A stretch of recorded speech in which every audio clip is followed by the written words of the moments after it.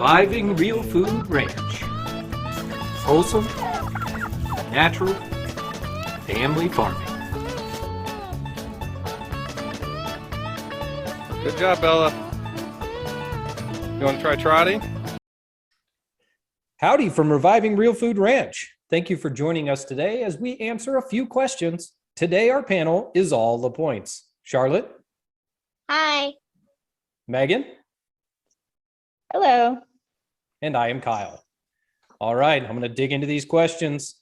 Megan, we got a question last week about goats, and it said, do we do our own disbudding of the horns? We did this year. This was our first year, and I had the help of a neighbor, which was great because it really works well with two people doing it. Charlotte, did you help with the goat disbudding? No, but I did go catch the goats with some friends. Beautiful. All right, here's a garden question. Charlotte, I'll ask you this first. Can you plant a complementary set of veggies in a small pot to reduce the need for things like crop rotation? No, I don't really think so. Very interesting. Megan? What was the question? The question was, can you plant a complementary set of veggies in a small plot to reduce the need for things like crop rotation? I believe this question is referring to something like a Three Sisters planting. Yes, for sure. And Three Sisters is really, I think, a good thing, and used to be done by the Indians, of course, where you have corn and then beans growing up the corn stalks and squash underneath. So the squash prevents your weeds from growing. I don't know if the beans actually provide nitrogen, but they don't take any nitrogen away from the corn. And then your corn.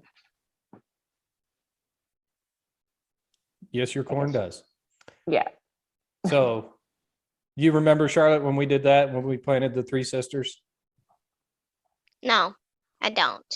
Oh, that's too bad.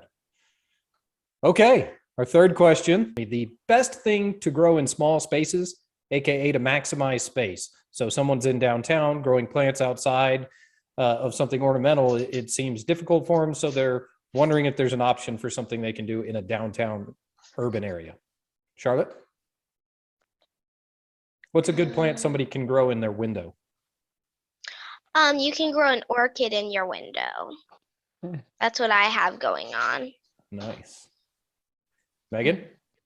I really think you could do a lot of things. I think the first question is, what do you like to eat? And then something, in that category would be ideal. But strawberries are small and you could grow those in a little container.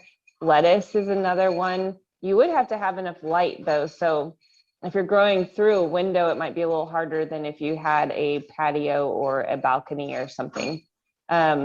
You could do lots of herbs for sure, and those you could do in the window.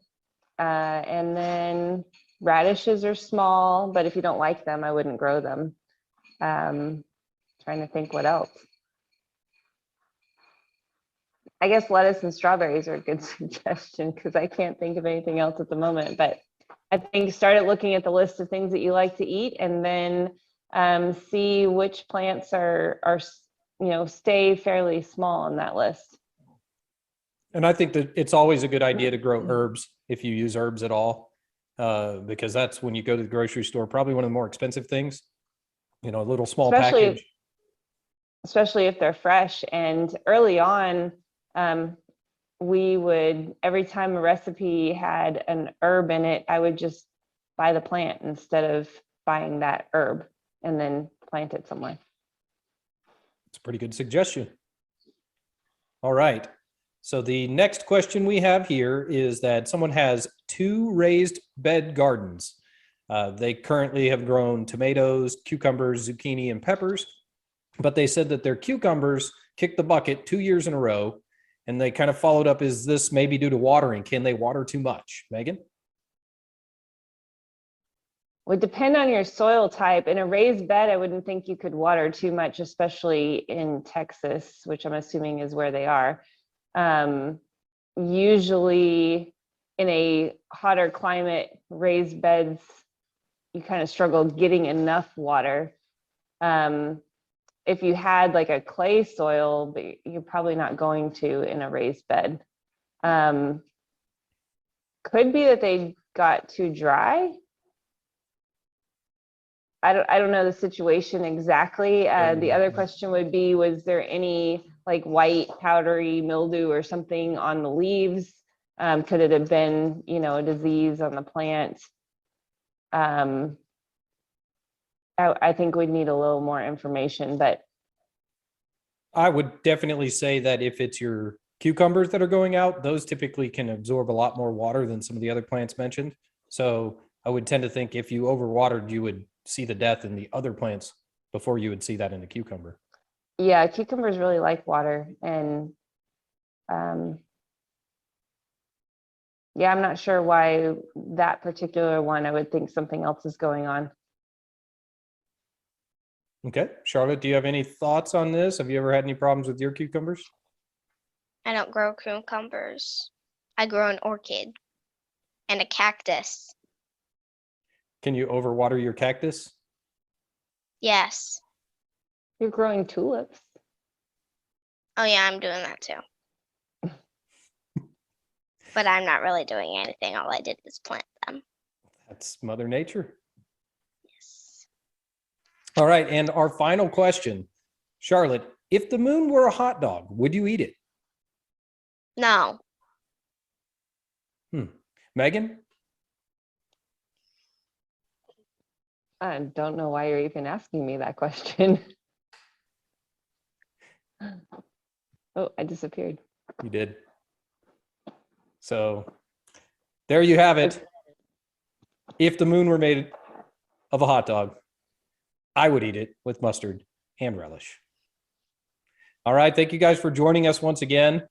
This is Reviving Real Foods, our little question and answer section of the week. So if you guys have any questions in the future about raising goats and chickens and sheep and cattle and gardens and all that fun stuff that we do, please pose those questions to us on Facebook and we will do our best to get you on the show.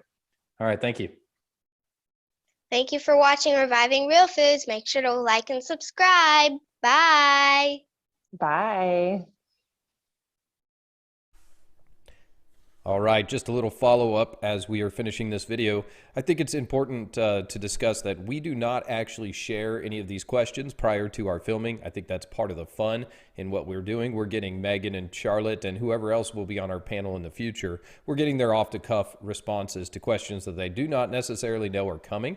It can be quite fun, like the final answer there, just throwing a little curveball at the lady folk. And I thought the follow-up that Charlotte had later on in the afternoon when she further explained to Megan and I why she wouldn't end up eating a moon made out of a hot dog was because, Dad, you never know what's going to touch the moon. There could be moon rocks and space dust.